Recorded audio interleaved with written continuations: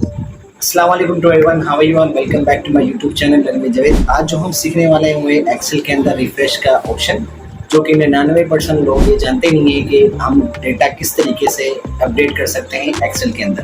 तो आज की वीडियो बड़ी अमेजिंग होने वाली, वीडियो एंड तक देखना ताकि आपको हर एक स्टेप समझ में आ सके और आप उससे भरपूर फायदा हो सके। अगर आप कोई एक्सेल लर्नर हैं या फ्रीलांसर हैं या आप डेटा एनालिस्ट हैं या कोई भी है, आप ये वीडियो देखकर आपको ये सारी चीज़ समझ में आ रही है। ठीक है, तो चलते हैं अपनी स्क्रीन पे।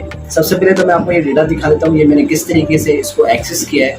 ये मैंने जस्ट नोटपैड पे बनाया है और उसको अपडेट किया है एक्सेल के अंदर। तो ये हम किस तरीके से करेंगे आज की वीडियो में हम यहाँ पे देखेंगे। तो वीडियो एंड तक देखना है ताकि आपको ये सारे स्टेप समझ में आ सके और आप इससे भरपूर फायदा उठा सकें। ठीक है, तो सबसे पहले तो आपने यहाँ पे नोटपैड ओपन कर लेना है। नोटपैड के अंदर आपने डेटा इनपुट करना है। यहाँ पे विंडो आर करेंगे, विंडो आर करके यहाँ पर आपने नोटपैड पे लिख लेना है। ठीक है, नोटपैड पे सबसे पहले तो मैं यहाँ पे लिखूंगा नेम। आपके सामने ये फाइल बनाऊंगा और इसी फाइल को मैं अपडेट करूंगा अपने एक्सेल के अंदर। ठीक है, अब यहाँ पर हम नेम लिख लेते हैं, यहाँ पर हम लिखेंगे सैलरी और उसके बाद फिर स्पेस देंगे, यहाँ पे हम दे देंगे लोकेशन। ठीक है, ये मैं लोकेशन दे दी। अब यहाँ पे हम इंटर कर लेते हैं। इंटर करने के बाद हम यहाँ पे नाम लिखेंगे और उसके बाद टैब का बटन दबा के यहाँ पे उसकी सैलरी लिखेंगे। जैसे मैंने सैलरी लिखी है 1,20,000। ठीक है, और उसके बाद फिर हम टैब का बटन दबाएंगे। लोकेशन हमने यहाँ पे दे दी है कोटरी। ठीक है, ये मैं डेटा दे रहा हूँ आपके नोटपैड के अंदर। अब एक्सेल के अंदर किस तरीके से लेके आएंगे वो आज की वीडियो में मैं आपको बताऊँगा। ठीक है, अब यहाँ पे हम करते हैं इंटर। अब यहाँ पे सेकेंड नेम लिखते हैं अहमद और उसकी जो सैलरी है वो मैं यहाँ पे लिखता हूँ 40,000। ठीक है, ये सैलरी मैंने लिख दी। उसके बाद मैं इसकी जो लोकेशन है वो लिख देता हूँ जामशोरो।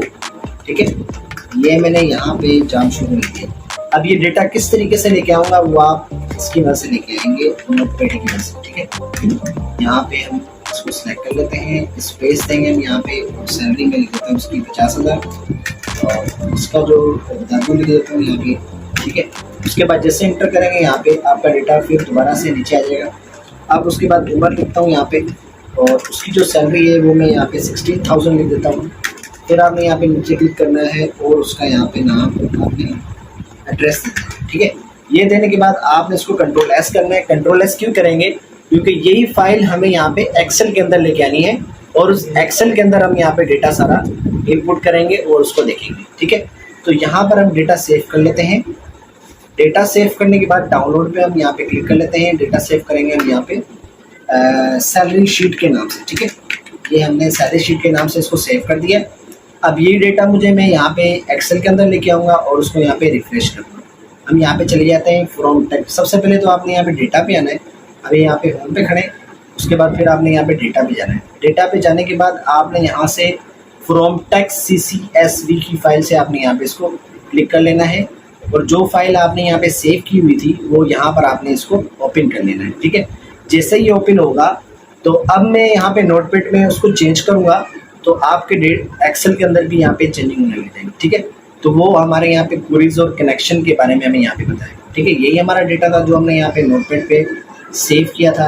अब इसको थोड़ा सा हम यहाँ पे मैनुअली चेंज करके देख लेते हैं। ठीक है, इसमें से मैं किसी की सैलरी चेंज करूँगा, किसी की लोकेशन चेंज करूँगा, तो आप देखना ये किस तरीके से चेंज होती है। ठीक है, यहाँ पर हम होम पर आए थे, इसको थोड़ा हम सेंटर करेंगे।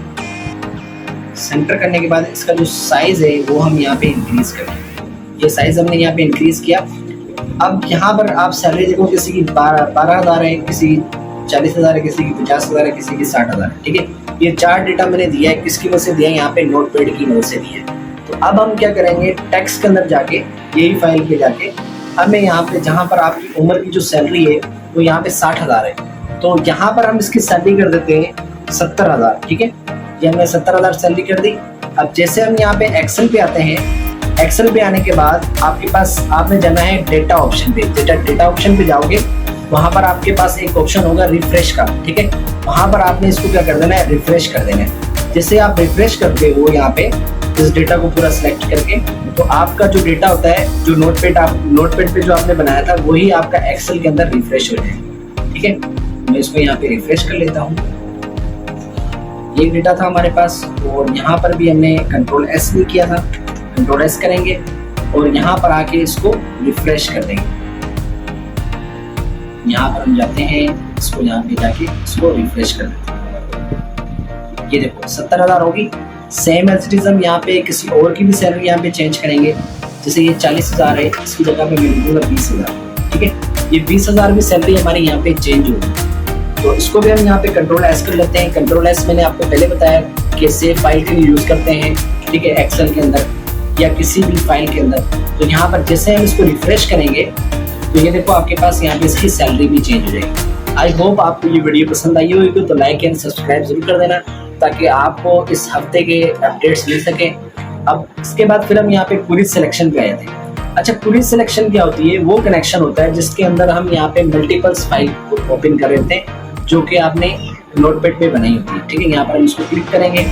ये हमारी सैलरी शीट है, इसके अंदर हमने कितनी रोज ली थी, कितने कॉलम्स लिए थे, वो हमें यहाँ पे बता देगा। और उसके बाद इसकी जो लास्ट जो टाइम था वो भी आपको यहाँ पे शो करवा देगा। ठीक है, अब डेटा सोर्स भी आपके पास, लीड स्टेटस भी है, कॉलम्स भी है, और उसके अंदर हमने कॉलम्स के अंदर क्या क्या लिखा था वो भी आपको यहाँ पे क्वेरीज कनेक्शन के अंदर बता देता है। ठीक है, आई होप आपको ये समझ में आ गया होगा।